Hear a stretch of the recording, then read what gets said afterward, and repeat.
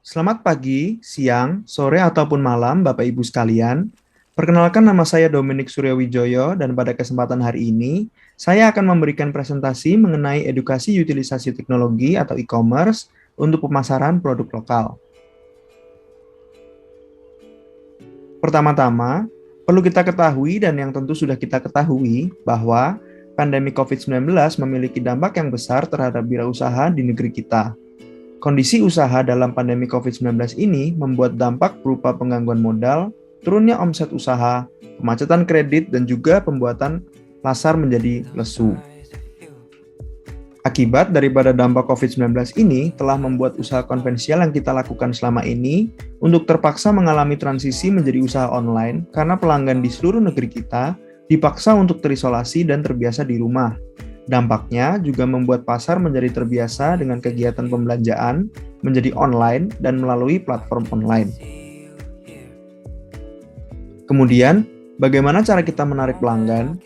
Jadi, perlu kita ketahui bahwa untuk usaha online, perjalanan pelanggan itu berlangsung melalui perhatian, kemudian ketertarikan, kemudian keinginan, dan yang terakhir adalah aksi daripada pelanggan membeli produk yang kita miliki. Dan khususnya pada usaha online, banyak sekali kesempatan di mana kita bisa memberikan perhatian kepada pelanggan, yaitu dari perangkat seluler ke tablet hingga desktop, aplikasi mampu menangani integrasi tanpa hambatan demi kemudahan pengguna. Sistem integrasi yang hebat untuk membuat aplikasi berfungsi dengan lancar di semua platform yang kita ketahui tentunya adalah e-commerce. Contohnya, untuk tahapan yang pertama adalah kita bisa menarik perhatian publik termasuk pelanggan berpotensi melalui media sosial. Dan di sini juga ada 3 tips, yaitu ada untuk membuat konten yang interaktif, memastikan adanya kesesuaian tema dalam gambar yang diunggah, dan juga dengan mencantumkan deskripsi lengkap daripada produk yang kita jual. Sebagai lanjutannya, kita juga harus menarik perhatian publik termasuk pelanggan berpotensi melalui media sosial atau e-commerce. Yang tentunya kita ketahui adalah Facebook dan Instagram, di mana kita bisa membuat konten secara rutin, harian atau mingguan, membuat hashtag, dan juga membagikan testimoni atau ulasan pelanggan. Dan juga e-commerce atau platform media sosial lainnya seperti Tokopedia untuk bisa menjadi lokasi usaha kita, ataupun juga YouTube sebagai tempat di mana kita bisa mengunggah video dari produk yang kita jual. Kemudian contoh tahapan berikutnya adalah bagaimana pelanggan memasuki marketplace untuk melihat produk dengan lebih rinci, di mana kita bisa menggunakan foto produk yang jelas dan sesuai, kemudian mencantumkan informasi lengkap produk dalam deskripsi, dan mengajak kerabat dekat atau pelanggan untuk membuat ulasan produk. Di sini kita bisa menggunakan platform seperti Tokopedia, Bukalapak, Lazada, ataupun Shopee sehingga pelanggan bisa memasuki marketplace untuk melihat produk dengan lebih rinci atau lebih detail. Di sini kita juga bisa membuat nama toko yang jelas dan mudah diingat, dan juga mencantumkan informasi lengkap serta foto produk yang jelas dan spesifik. Dan yang terakhir, menambah jumlah ulasan produk dengan meminta ulasan dari kerabat ataupun pembeli. Kemudian, untuk tahap berikutnya, kita bisa membuat pelanggan menunjukkan keinginan untuk membeli dengan ingin mengetahui lebih terkait produk yang dijual, yaitu dengan cara bersikap ramah kepada pelanggan, membalas pesan pelanggan secepat mungkin atau menjadi responsif, dan juga mencantumkan jam buka seperti buka pada jam 9 dan tutup pada jam 5 WIB, sehingga pelanggan mengetahui kapan pesannya akan dibalas.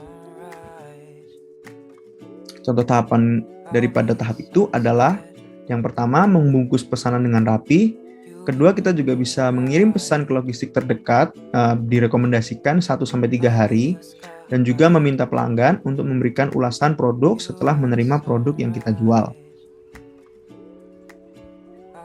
Yang tidak kalah penting adalah kita harus bisa menganalisa berbagai diversifikasi produk yang dianggap menarik untuk bisnis di masa pandemi ini. Contohnya, untuk bisnis di masa pandemi adalah bisnis alat-alat kesehatan, bisnis makanan dan minuman sehat, dan juga bisnis berbasis hobi. Dan yang terutama pada Desa Wunung, contohnya adalah produk berbahan dasar singkong yang bisa dimasukkan pada kategori bisnis makanan dan minuman sehat, contohnya seperti nasi tiwul. Kemudian untuk penetapan harga, kita juga harus bisa mencari bahan baku yang murah, yaitu bisa melalui supplier lokal maupun membeli bahan atau inventaris melalui marketplace. Dan juga kita harus bisa melakukan metode benchmarking untuk pendapatan kita dengan cara mengidentifikasi harga barang di pasar atau kompetitor. Kemudian juga ada strategi penjualan barang, di mana di sini juga ada rekomendasi-rekomendasi untuk meningkatkan jumlah penjualan.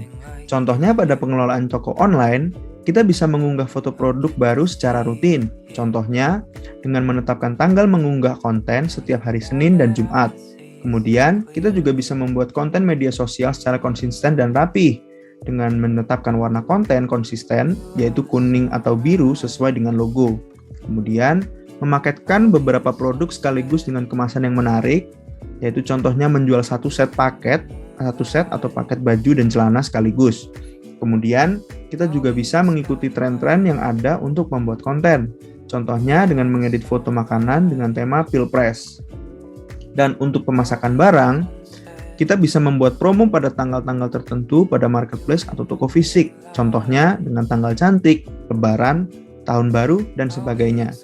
Kita juga bisa mempromosikan produk kepada kerabat dekat dan meminta ulasan, menekankan bahwa produk yang dijual adalah kerajinan lokal untuk produk non-kuliner, dan juga memastikan fungsionalitas produk maupun jasa yang ditawarkan. Kemudian, khususnya untuk bisnis makanan, kelebihan daripada penggunaan platform e-commerce yang tersedia adalah 1.